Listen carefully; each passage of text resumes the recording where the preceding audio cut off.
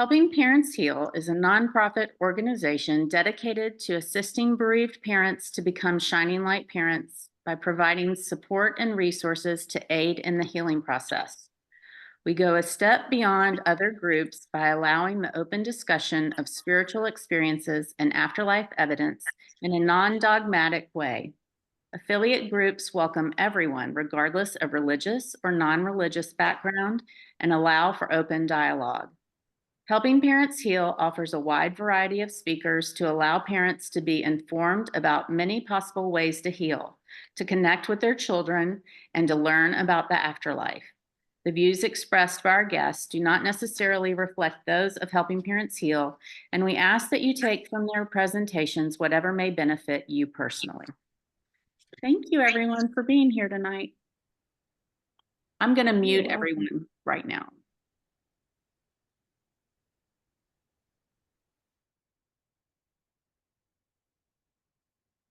Okay, I did not mean to mute Anne Marie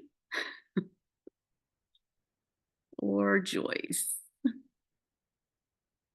Okay.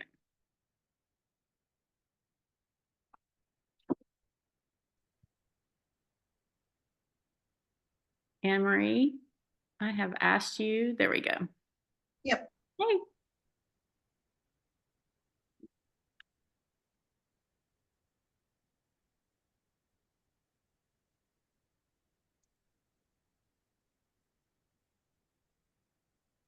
Okay, if I'm not muted, I would like to just very quickly introduce myself for those of you who haven't seen me at the last meeting or on the page. I'm Anne Marie. I'm in Adelaide, Australia. My son is Harry. He transitioned to spirit at 19, and that is 3.5 roughly years ago now. Last time Christy and I talked about how we had used art as a form of therapy, I guess, or creative expression. That first session is on our page if you do want to go back and watch. Really love seeing how many of you are here. I saw in our group the other day, we're over 200 members now, so that's really exciting. Today, I also just wanted to welcome our third admin person for our page, and that is Joyce. So welcome, Joyce. Thank you so much for volunteering to help out Christy and I. Just worth mentioning, I think, that because of the time difference, it's just super useful to have another American, in this case, mum, involved, because I can't necessarily do as much, particularly setting up meetings. It's tricky because they appear in my time zone. So Joyce has stepped forward to help us out, and I'll hand over to you, Joyce, if you want to say a few words about yourself.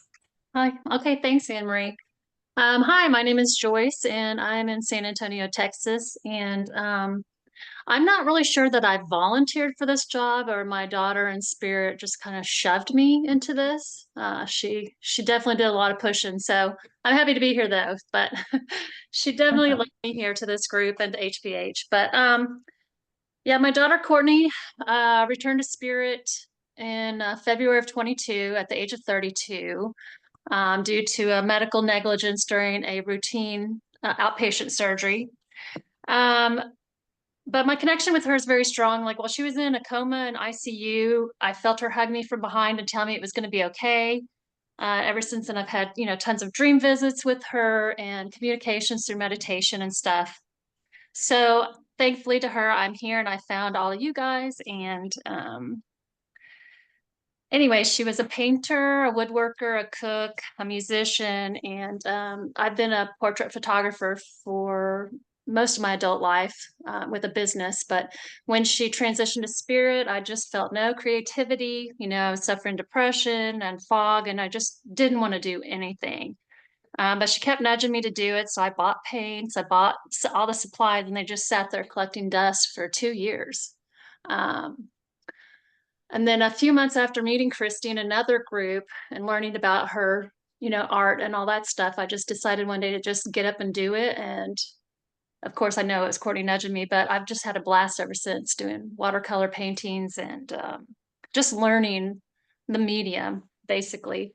So I'm really excited to be in here to learn a lot from everybody else. And yeah, that's pretty much my story. So I don't have I didn't do a whole lot of art initially, after she transitioned, like I said, but I did do a little bit of photography of like her most prized possessions, like a still art kind of thing, because you can't have all of those sitting out all the time. I mean, her knitting, her video games and stuff. So I did kind of a series of art, some black and white art of those. So that's pretty much the first thing I did. So glad to be here and thanks everybody. Thank you so much, Joyce. Do you, just quickly before we move to Christy, do you have anything that you could hold up and show us? Not in here. No. That's okay. I Maybe did actually go back and look at some of the things you posted, so feel free, anyone else, to do that on our page. Okay. Joyce has already shared some beautiful work. Thank you. Over to you, Christy. Okay. So this is my first time to do a demonstration, so y'all can muddle through it with me. I came across neurographic art in a class I was doing with a woman named Wendy Lockhart. And she's an artist, and she had just learned about neurographic art and had done some, and she was showing us, and I was very intrigued, and it was so beautiful. And so I went on YouTube and started looking at, I'm sorry, can I stop for just a second? Are y'all seeing me, or are you still seeing Anne Marie? No, seeing you. Okay. Oh, and can I just say, is everyone familiar with how to change your view? The top right-hand side of the screen is the view button with 9 squares. And I've got mine set so I can see all of you, but if you've got it set on the speaker, you will just see the speaker. So yes, Christy, we can see you. Okay. So I went on YouTube, I started watching neurographic art videos, and there are tons of them. If you really want to get into it, you can go on and learn how to do all kinds of neat things. There is definitely a science behind it, and you can, really take it as deep as you want in that direction. I was using it more for just as artistic expression, as kind of like a meditative process, and just really, really enjoyed it. I'm a doodler. Whenever I'm in a meeting or, have to sit somewhere for a long time, I am doodling.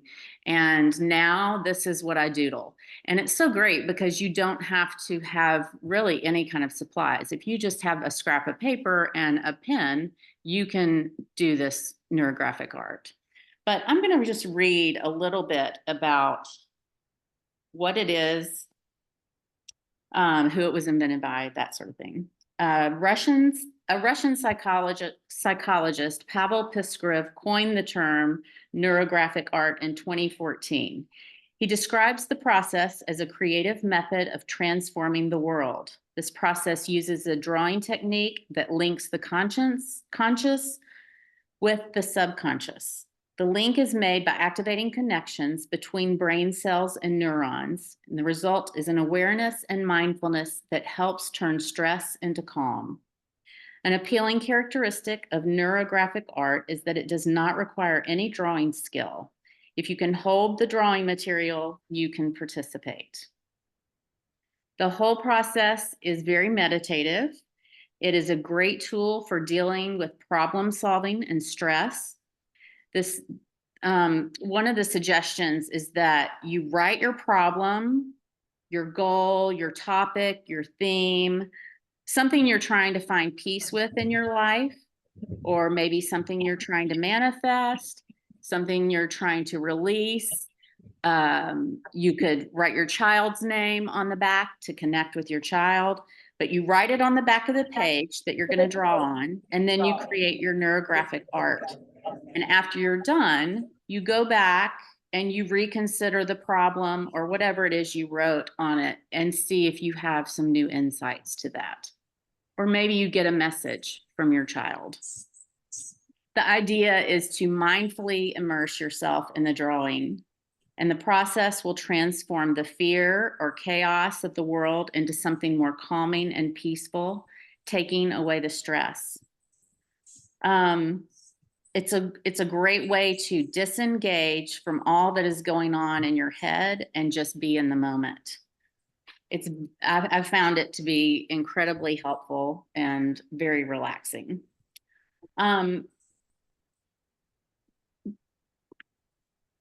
Like I said, you really, at the very base, you just need a piece of paper, a blank piece of paper, and a pen. I like to use a Sharpie, but you can really use anything you want. You can use a crayon, you can anything that you're going to be able to make a line with. But before we start, let's all just take a moment and just take a few deep breaths. If you want to set the intention to connect with your child, of course, think about your child, send your love to your child, and let's just have a moment and take a deep breath or two, and before we get started. All right.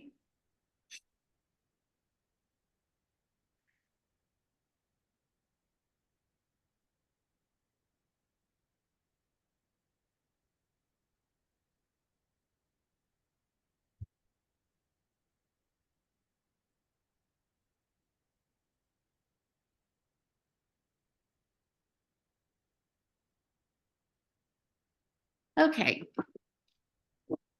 I'm going to highlight.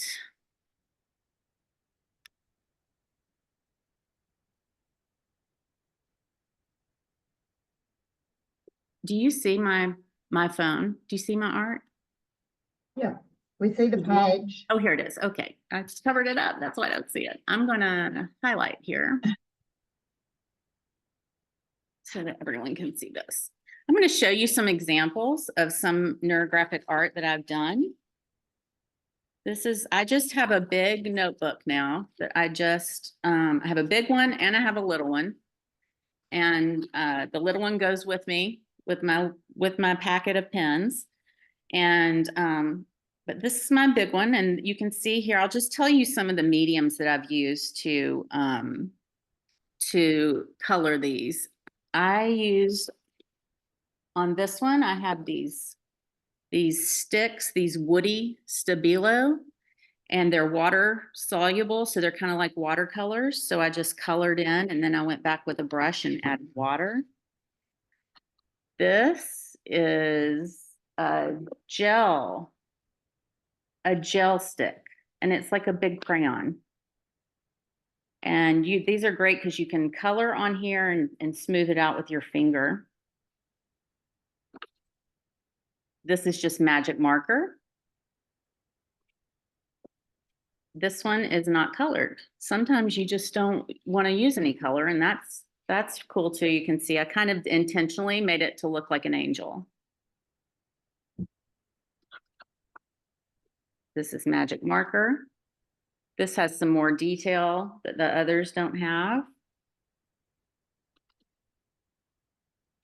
This I did complementary colors.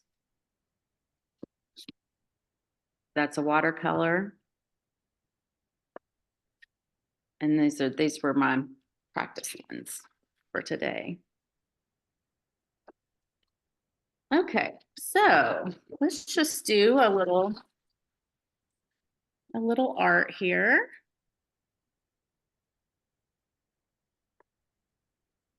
Okay, I'm going to start off just using my black pen. And you're going to make a series. We're going to start off really simple and just do a series of 3 or 4 lines.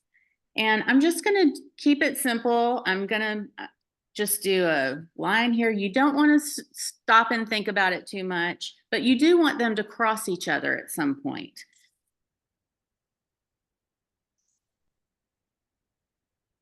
So everywhere you have right angles, we're going to round those off. And the way I usually do it, I'm just going to show you. I'm going to make it big so that you can see what I'm doing. I just round off the corner like that. And then I come over here and I round this corner off. And don't worry about it being super neat because you can always go back and fill in everything you need to. Round off this corner and round off this corner. And then you fill in this space that you created.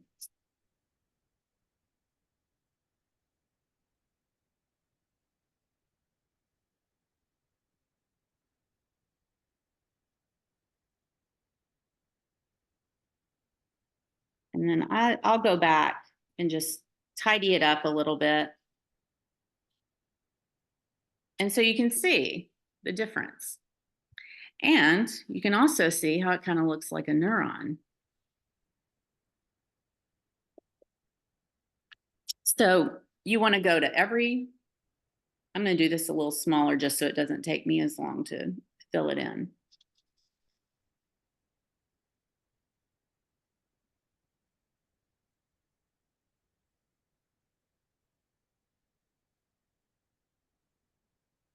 And we have that again. And on the edges, where it goes off the page, I kind of like to do a little, just kind of like a little, 2 little legs on either side to round it off and fill that in. So eventually, you have no right angles on your page.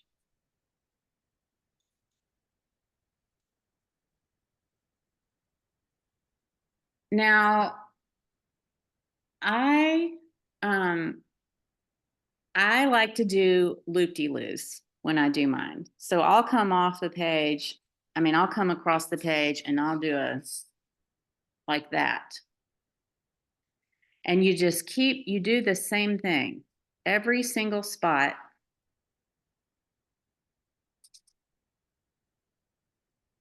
You just are rounding the right angles. It's replicating nature. You know, there's no right angles in nature. Everything's rounded. And the idea behind it also is that you're softening whatever it is you're dealing with.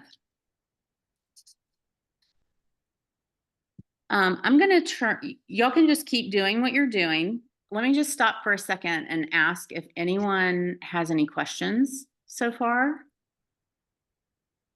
I don't see my chat.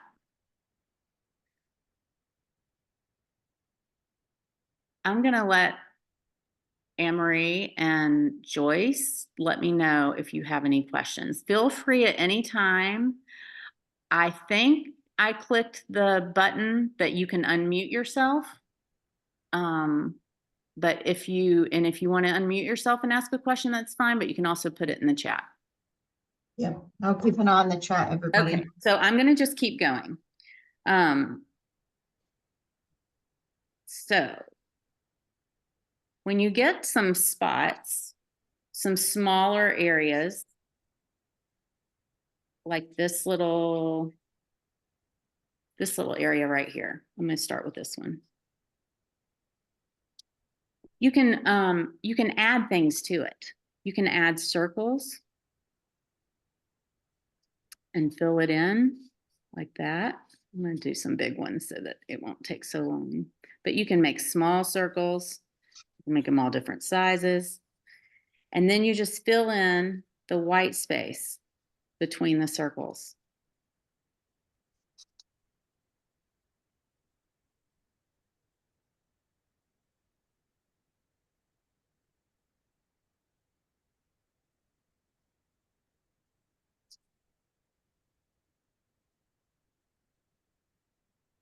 And like I said, you don't have to worry about being too messy because you can always go back and round it off and tidy it up. So that's one thing you can do. You can also add some stripes if you like. These kind of remind me, I don't know if anybody was looking at the page and this past week, and Judy posted some, I think Judy, you maybe even you called them doodles that you used to do. And it reminded me a lot of this neurographic art. But if you haven't seen that, y'all should go back and look at that. But you can just round off these edges as well.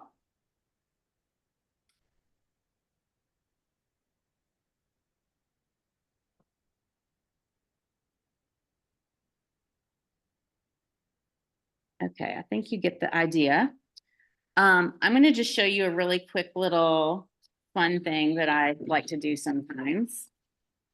And that is, I like to write Tess. Yeah, Judy, that's it. That's what I'm talking about right there. Reminds me a lot of this. I like to write my child's name. And so I'm just going to do it in print so that you can see.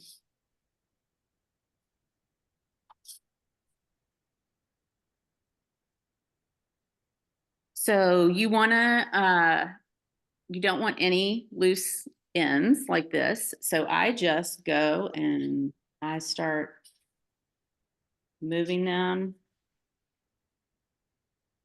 across. You can do it straight. I take that S, I could do a loop-de-loo like that. I can make an 8 with this.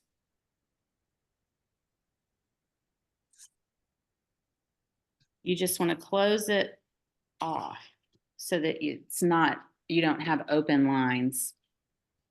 And then you just start doing the rounding off again. Let's see, I was working, oh, I don't have it. I'm sorry. I thought I had it with me. I had one I had done with Tess's name. You can do a name. You could add a birthday. You do, her birthday is 5/11. And then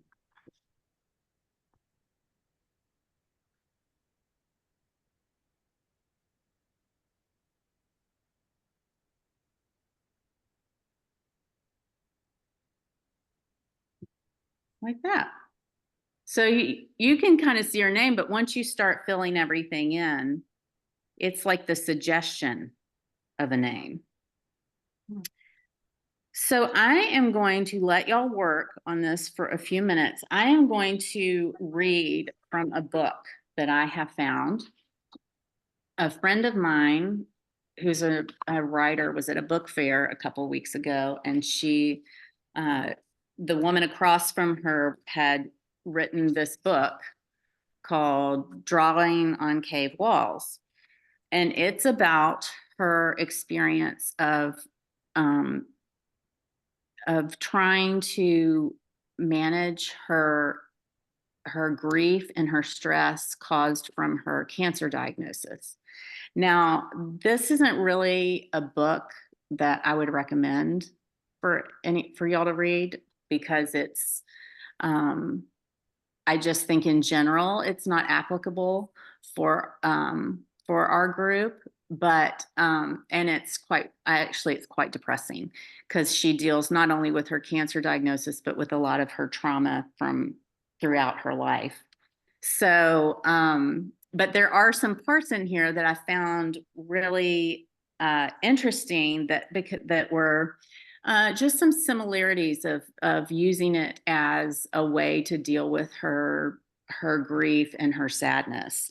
So I'm just going to read a few passages from this, and I'll show you, when I'm done, I'll show you some of the art that she's done, because her art is, I mean, you can tell from this front cover how beautiful it is. It's just really really spectacular. It makes mine look very simplistic.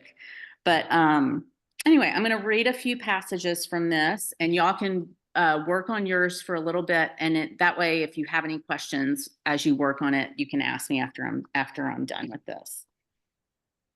So she's talking about after her diagnosis, finding this neurographic art and how here, I'm going to turn this so you can have an example while you're working.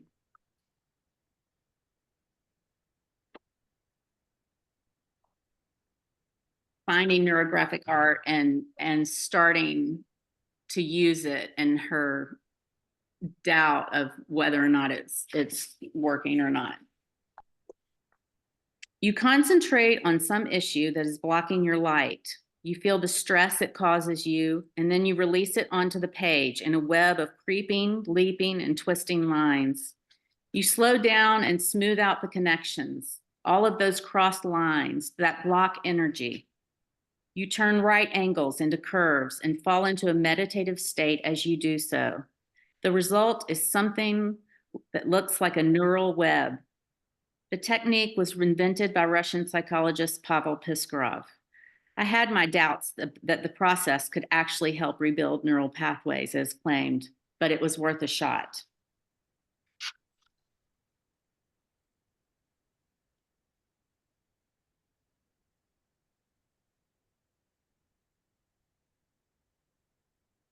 In the past, I dealt with depression by making art and by writing, but one must decide what to put on the blank page, and that had become a problem.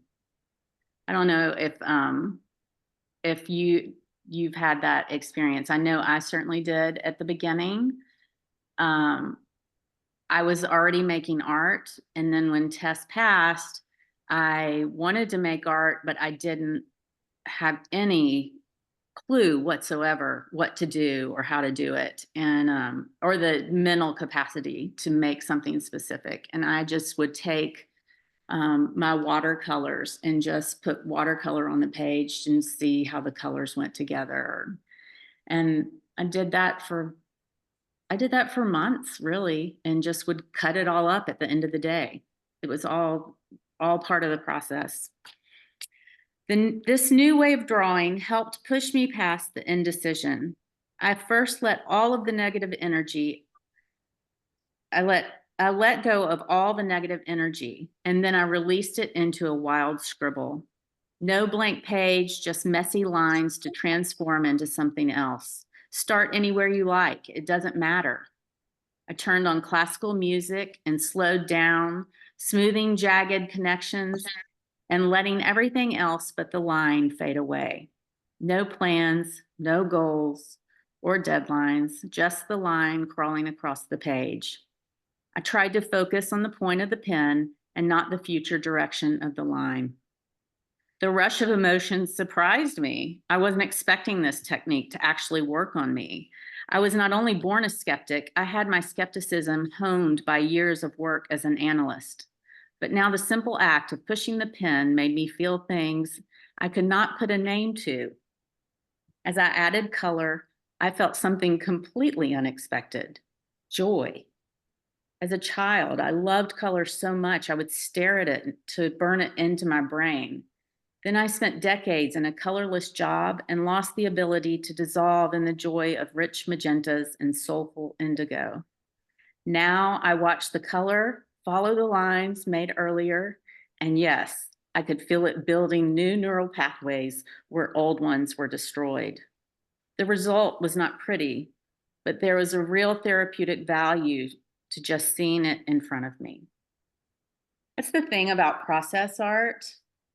It's not really about the finished product. It's about the making of it and the enjoyment and the peace and the movement of the energy through your body that you get by just making it. This last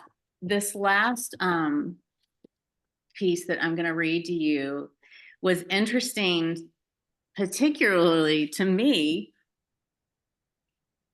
because I realized I knew the woman she was talking about. She was actually, we weren't close friends, but we had, we ran in the same social circle. She had interviewed my husband a couple times for the radio, and we had had lunch, and I was honestly just so surprised when she realized who it was that she was talking about.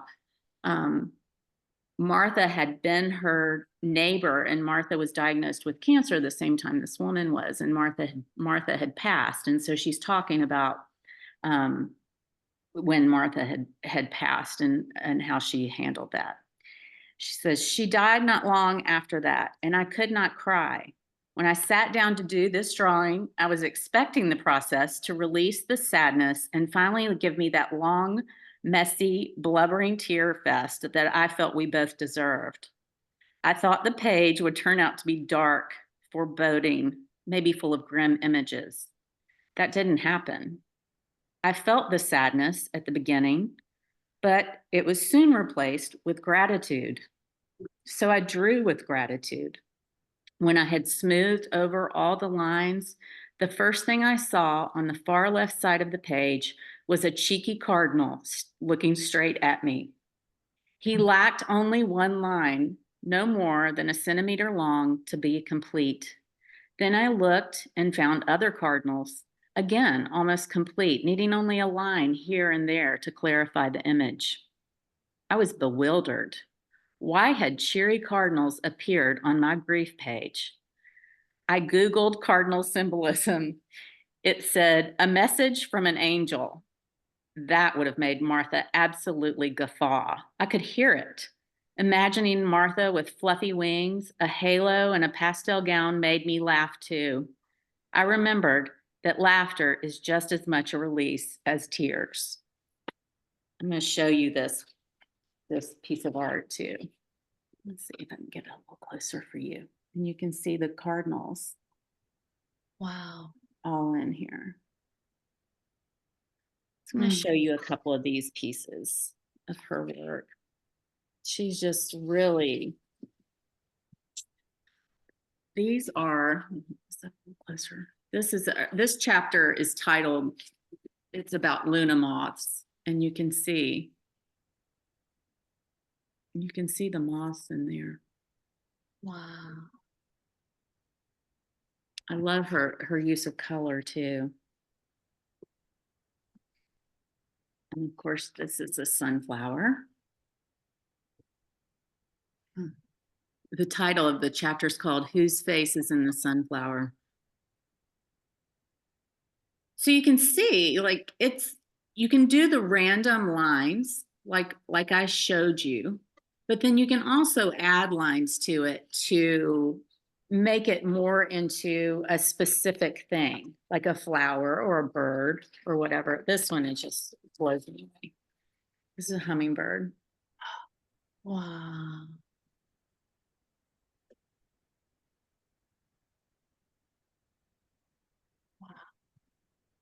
Okay.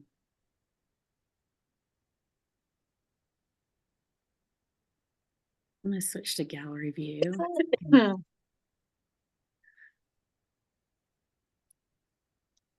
Are y'all playing along with me? Liam. I can't see everybody. Does anyone want to show what you're doing?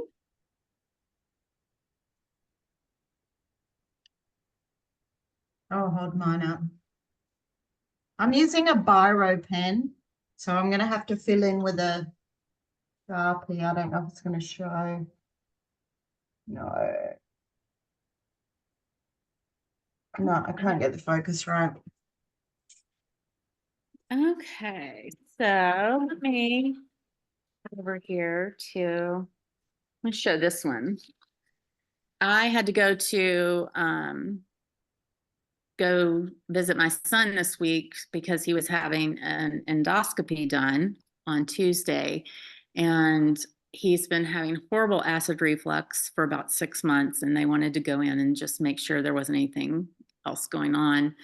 And so in the waiting room, I sat in there and did my neurographic art. And after I looked at this, I thought, this is so interesting because my son was having the acid reflux, and it was causing him to have asthma, and feeling like he couldn't breathe. And so after I stepped back and look at this, I was like, this is my son. Here's his head. Yeah. Here's all the bubbles of the acid reflux. And then I even had over here, it looks like, and get that up closer, it's like his lungs. So Yeah. it's fun and interesting to me how things will show up unconsciously of exactly what I was going through. And this part right here, I don't know, somehow I felt like that was his connection to his sister. So Yeah, I can see that. this is we'll just start. See if I can.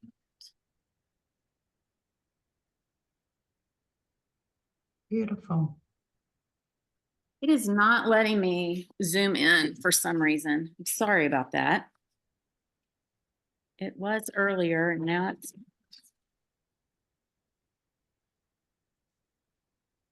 So I'm just going to go in and show you a couple of different mediums, just to show you what they look like. Yeah, it is not letting me zoom for some reason. These, for big spaces, if you have big spaces, these are tempera paint sticks. They're fun. They dry like paint.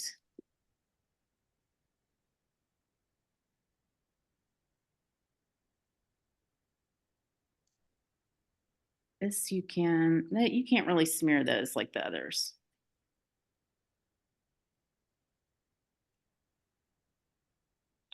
For those of you who don't really want to make the investment of paint and the brushes and the mess and all that, these are a perfect substitute. These and the gel sticks, because they kind of look like paint and it feels like paint going on, but it's not paint. And the mess is considerably less than actual paint.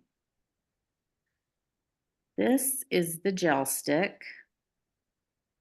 I've gotten both of these just on Amazon. And you can see this one, it is more, I don't know if any of you use pastels, but it's more like a pastel in that you have these little pieces that come off. And this is the stick that you can kind of smear it with your hand like a pastel.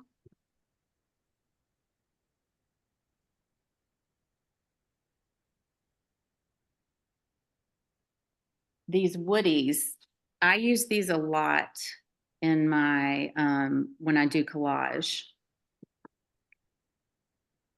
You can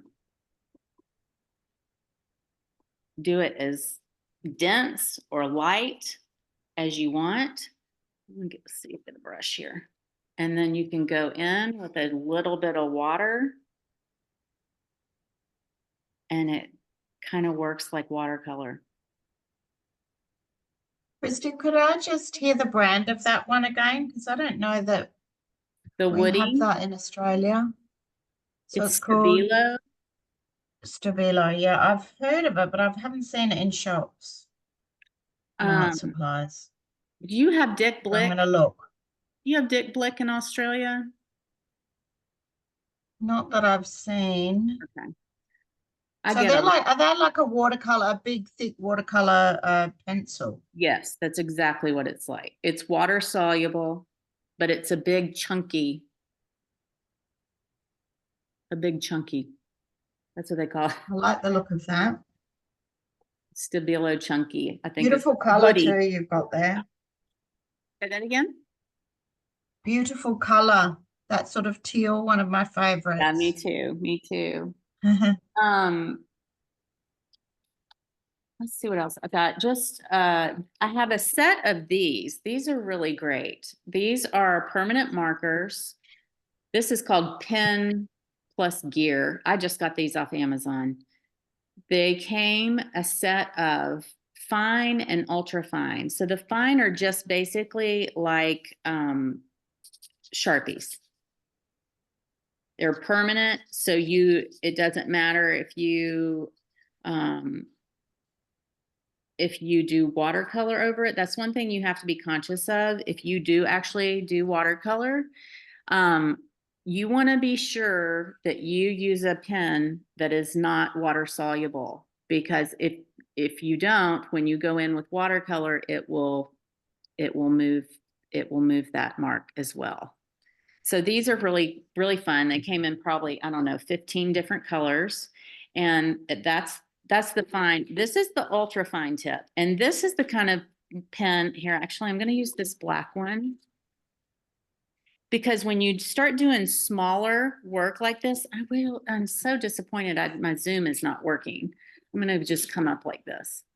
When you start doing really fine detail like this, you can it's easy to come in with the extra fine tip and do this really small detail work. And as you can see, like you can make it as detailed as you want. I have teeny tiny little circles. Like you can fill all these in with circles or more stripes. But these really fine, ultra fine markers are perfect for that.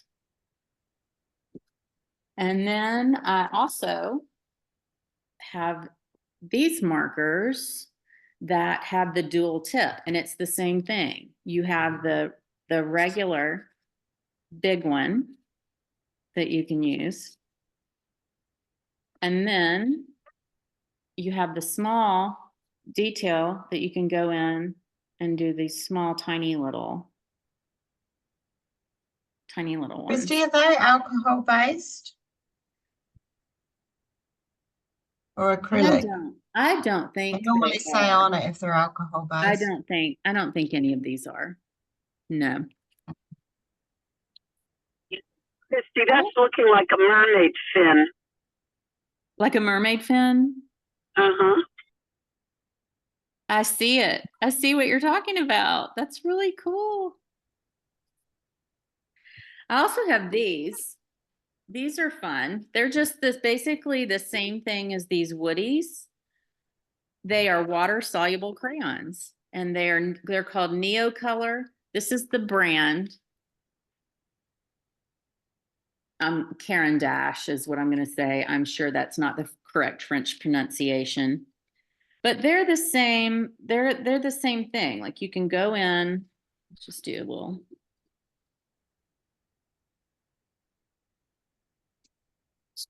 Here, and go in with the brush and the water, and it spreads like watercolor. So once again, if you don't really want to get all the paint stuff, these are a great alternative to actually having to do them. But I am going to just do a little watercolor just because I love it. I have this fun little, I got this in a class, a watercolor class I did one time, but it has been so handy and so nice. And there's so many different colors. I use it quite a bit. Let's see. Let's do.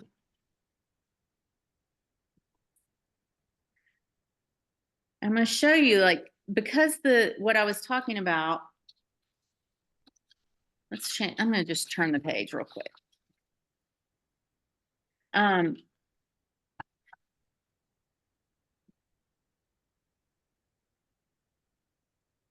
You don't have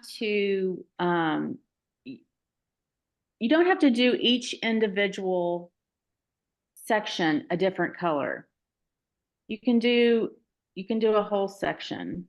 You can do like this whole one.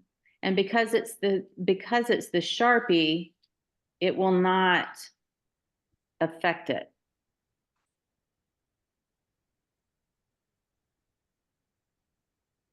Sometimes I think it's fun to do, different shades of the same color. Christy, Judy has a question, or she has her Yeah. hands up. Can you unmute yourself, Judy? I'll just do, I thought I had it. I just did ask to unmute. Okay. You should be able to speak, Judy. I was just gonna say that acrylic paint comes in pens now. That's right. It does. I These completely are pastels. Well, it's hard to see with the Yeah, light. I got a But bunch. and you can get them at Temu. These are Temu, and these were not. These are good. They're not dried up. That's So right. I actually do have quite a bit of acrylic Believe it or pens, not. and when they're good pens, they just flow right on. And this is the back of a like cardboard. You know how that sucks up, right? And you can see what it's doing there. I mean, not bad for cardboard sucking up, right? Yeah, that's great. So, and these were like $6, I think, for all of them at Temu.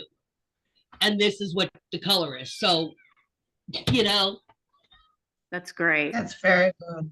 That's a great alternative. but I know a lot of us don't have money to spend on the expensive places, you know, and some of us won't shop at some of the cheaper places like Hobby Lobby because of their values and stuff. I won't do it. I won't support MAGA. So, you know, that's why I use what I use, but it works. So Thank you for sharing that because I completely, it's like I can't remember who asked if you can use an iPad. You can also use an iPad.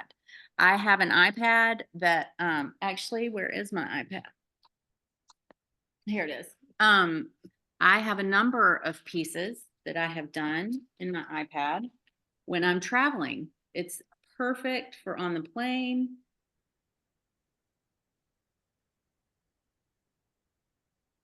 Would love to see you doing some with the iPad, Christy. I am going to show you in just a second. I'm running out of Mhm. space on my iPad, so it has to download the actual. And it's slow. The time has just flown right by. Does anyone 5 more minutes. have any questions before we have to wrap this up? I will be happy to answer any. If you don't, I would love for you to show and share your work on our webpage, in our group on Art for the Heart and Facebook. If you can Please do, everybody. We love share to what see you've your art. done. Oh, this is so slow. I'm sorry. We may not. You know what I'll do? I'll take a picture on, I'll screenshot it and post some of the ones I've done on my iPad. Fantastic.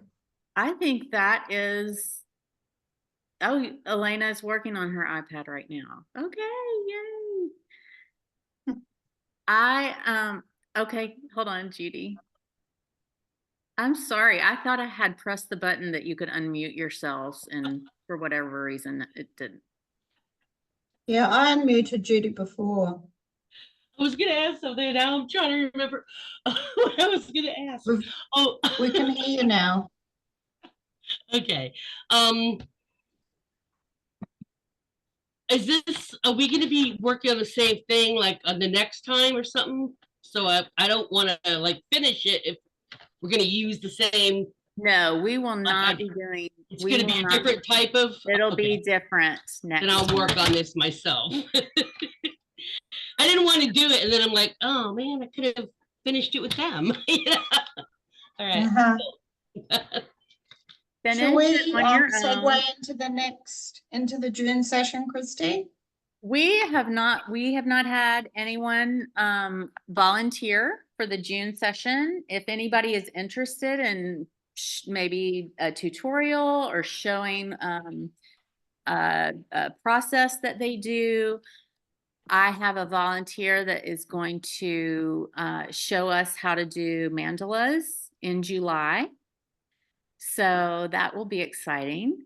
But in the meantime, we're just going to figure it out as we go along. And if anyone is interested in, you don't have to do a whole tutorial like I did. If you just want to talk about your art and maybe your process, that's fine too. We can, and I can also do another tutorial. I've got all kinds of stuff for us to do. I do want to, right before we leave, we'll wrap this up. I would like to just get a show of hands. If anybody is interested in joining me for like an open paint studio where I would have a Zoom link and I'll be working on something, you'll be working on something, and we're just basically going to be hanging out together, working on our art, and we can just socialize. Anybody interested? Okay. Okay, so I'll set something up. I'll definitely set something up for that in June. And we'll hopefully have someone else come along that wants to do something for our group meeting. We haven't set a date yet, but it'll probably be around the same time next month. I'll just jump in and say I'll follow up with a post for the whole group as well, inviting perhaps someone, or could be two of our members, to share their art. Not too daunting, like, 5-10 minutes, a bit like Christy and I did where we held up our stuff. Another way of doing it, which I wish I'd thought of doing, is to actually share our screen. So if we have our work scanned or if we've created it on the computer, it's a really beautiful way to share the screen. So much more impactful than holding something up. So keep that in mind, everyone. So I'll do a post, look out for that. Okay. Great job, Christy. Well, thank you.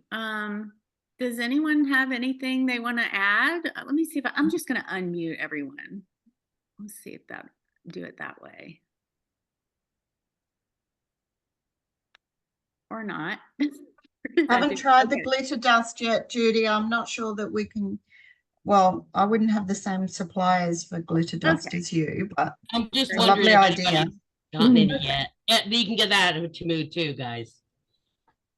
Okay. I was just going to say, this is my first time here, but I really loved the activity, and I can see it being very meditative, and it's just something that I like to doodle too. So I think I would continue this. This is really kind of fun. Good. I agree. I I've agree. loved learning about it, that history as well, and I think I'll look up some YouTube videos. It's kind of some of the paint people that are on YouTube that are also in my Facebook paint groups that I'm in. Quite a few from Australia, New Zealand, UK, Norway. I mean, like all over. You see them on YouTube. But sometimes in the group itself, they'll have like a thing where everybody's working on their own thing, and we're all just kind of chatting. Somebody's drinking coffee, somebody's having wine. It's just so you're painting together, like those drink and dip thing. But it's all virtual, and you're all doing your I'll own set up a thing. date and I'll post it in the group. One's working fluid, one's working we can- charcoals. We can do the same thing. Yeah. And We've got just people something I sketching. thought of then, sorry, Judy, No, is we are going to try and vary our times and days when we offer sessions, because there might be people who obviously have preferences, or they're working during the day, or time zone issues. So we just want to have some variety, not always 8 o'clock on a Friday night your time. But obviously I can't be there for any of your daytime things. So we will try and please the majority, but also just have variety. All right, that sounds great. that makes sense since we're all over. Well, Most of you are in America. Actually, Yeah, is but we anyone still here have- not in America? Well, we still have 2 to 3 hours, depending on what time of year it is between us too, though. Because I'm on the East Yes. Coast, Y'all, Yeah. sometimes you're 3 hours difference from us. That can be quite a bit of difference sometimes. Can be Yeah, tricky. yeah. Yeah. Well, thank you everyone for joining us on a Friday night, Glad I Saturday made this morning one. for Anne Marie. And Thank you so much, Christy, for demonstrating. Thank you, Joyce, for have fun talking about doing yourself doing and your art. joining us. Thanks Thank for you, guys. doing this, Christy. Thank you. Thank you, everybody. Thank you. Oh, Thanks. Beautiful. Have a Looking good forward to night. seeing your posts. Thank you.